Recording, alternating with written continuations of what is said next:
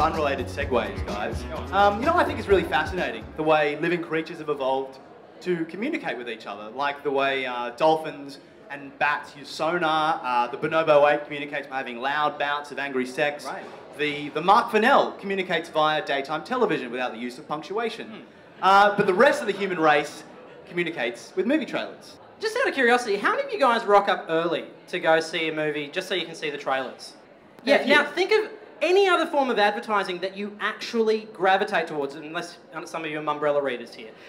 By that logic, we tend to think that movie trailers are the most evolved form of communication possible. They're exaggerated to appeal to our emotions, they're simplified to appeal to our perceptions, and above all, they're short to appeal to our inability to focus on anything longer than, oh look, biscuits. Yeah, movie trailers, they don't only speak in a language we can understand. I put biscuits in some of those. And also in a language, I think it's, what are they? They're pretty good, actually. Can I have one? How many stars would you give them? It's a soft 3. I'm going to give it a Mark Fennell soft 3. All right. So prolific has the language of movie trailers become that it's a bit like that creepy Japanese girl from The Ring. It's crawling out of the screen and into real life. And these days, trailers exist. One second. Talk with me. See, I told you the side gag wasn't going to work. It was worth it. Totally worth it. But now, trailers exist for things that have nothing to do with movies or TV shows or video games. Like horses or boats, for example. That's one example. Maybe a small fraction of the audience is familiar with this other example. Here's the biggest problem. Nobody knows who he is.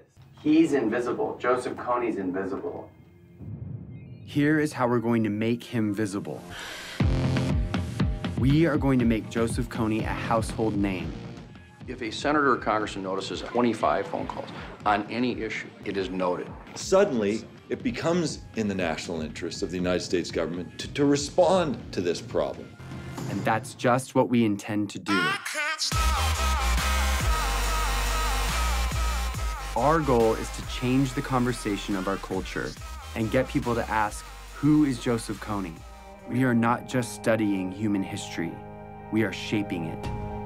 Right, so that is, of course, the Kony campaign, following one man's struggle to teach his son as little as possible about conflict-ridden Uganda. Earlier this year, it took the world by storm, and it's not hard to see why.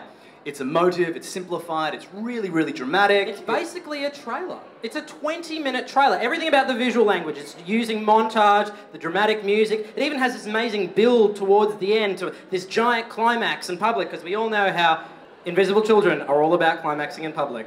Oh, I'll leave the guy alone. Kony's just one example of this. I mean, there are lots.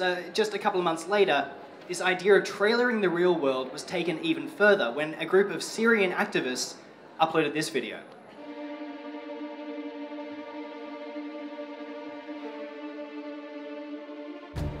In a world where survival is the only rule and feelings have no place, where winning is everything and weakness is fatal, how much difference can one person make? That depends on the person. Every single day we have to pick up body parts, put them in sheets and bury them. This isn't my son. This boy's become... He's too much for a boy of his age. We do not have enough food, medication. If anyone tries to get or smuggle food or medication into these uprising areas, they will be shot at. They are hitting civilian buildings absolutely mercilessly and without caring. I don't know what they'll do, but the time for telling is over.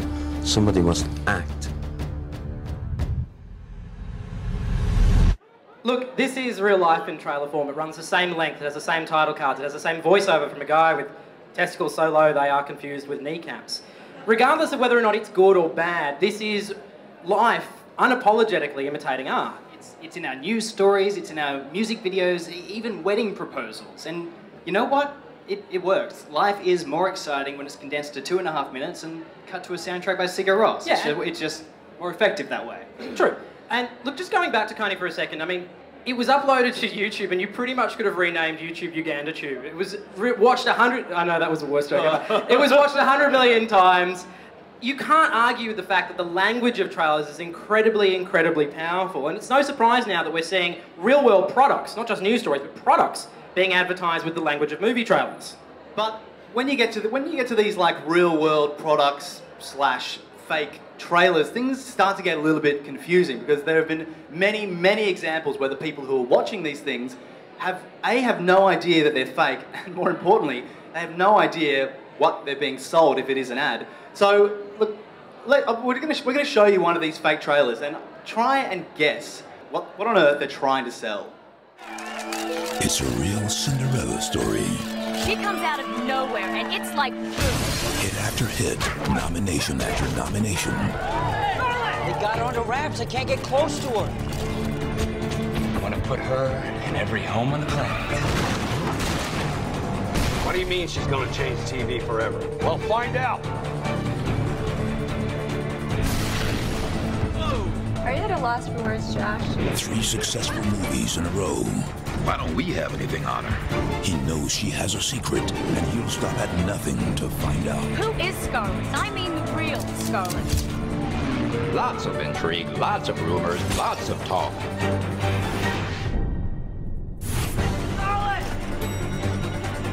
The evidence is staring you in the face. Things aren't always what they seem. Scarlett, the hit new TV series. Alrighty, who thinks they have any idea what is being sold in that ad? Television. Yes, it is in fact television. How the hell How did the you fuck get does that? that sell a television? There's one shot of a TV in there. You've got a Scarlett. Oh well, disqualified. Get out. You really fucked up a really good segment, buddy. Thanks a lot. Wasn't that good, let's be honest. No, it wasn't. All right. Well, nobody else got it except for that guy who owns it. But so that for most people that would have been a little bit of a stump. Yeah, that's difficult. Would have been a bit of a stumper. But there is one fake trailer / real ad that totally gets it right. What about him, the drummer? He's less rubbish than the other boyfriend. Jane was looking for love. Him? No way. Why? In all the wrong places. I love that vegetable. But sometimes the thing we need most is right under our noses. Are you the new neighbor? Yep. Nice to meet you. You too. Are you hungry? Did you just see that girl? What are you cooking? Lamb. Wow, I love lamb. Oh, yeah, you just give her the chop like the rest of them. Dad. So tender. From the creators of Lamb Actually comes an unlikely romance between 2 people who share one passion. Love is in the air. Jane, will you marinate? Who is that? It's what? Clive Ovens, Rosemary Spriggs, in a story that proves true love is indeed rare, medium rare. Falling in Lamb, coming to a plate near you. Shanks. Oh, and they end with a beautiful Sean Connery pun. Lovely. See, that's good. You know exactly what you're being sold there. It works. Only one thing wrong with that trailer is that it doesn't go far enough. There's still so much of that story left to tell. Which is why, coming up next, we have the final trailer for the evening, the long-awaited sequel to Falling in Lamb.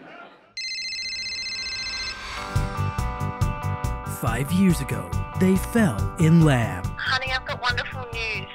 I'm pregnant. What sheer luck! But this summer, the Lamb is silenced. Mr. Ovens, I have some terrible news. Rosemary didn't survive the delivery. I'm afraid she's well done for.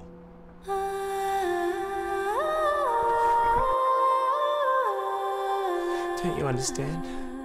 I'm mutton without her. Now, Clive has to play the casserole he never expected. Dad?